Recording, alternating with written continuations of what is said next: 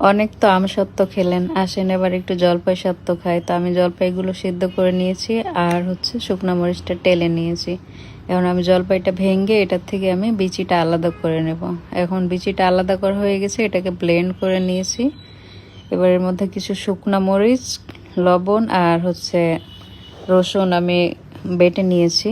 আর এদিকে কড়াইতে তেল দিয়ে ক্রাশ করা কিছু পাঁচফোড়ন আমি একটু ভেজে নিয়েছি। এবার বেশি করে তেল দিচ্ছি, দিয়ে এর মধ্যে হচ্ছে আমি বাটা মশলাটা দিয়ে দিচ্ছি। এভাবে মশলাটা একসাথে বেটে দিলে হচ্ছে এটা টেস্টটা অনেক মজা হয়। এটা আমার মা আমাকে শিখিয়েছিল। আর এর মধ্যে আমি একটু হলুদ দিয়ে দিলাম। এবার এর মধ্যে আমি চিনি দিয়ে দিব। চিনিটা গলে গেলে তারপরে হচ্ছে আমি এর মধ্যে জলপাইটা দিয়ে ভালো করে নাড়াচাড়া করব। নাড়াচাড়া করে মিশিয়ে নেওয়ার পরে এর মধ্যে আমি কিছু চটপটির মশলা দিব। এরপরে হচ্ছে এটার মধ্যে আমি ভিনেগার অ্যাড করব। যখন হয়ে যাবে কাছাকাছি তখন ভিনেগার অ্যাড করেছি। আর লাস্টে আমি হচ্ছে একটু লবণ চেক করে লবণ দিয়েছি আর দিয়েছি পাঁচফোড়ন, ভাজা পাঁচফোড়ন।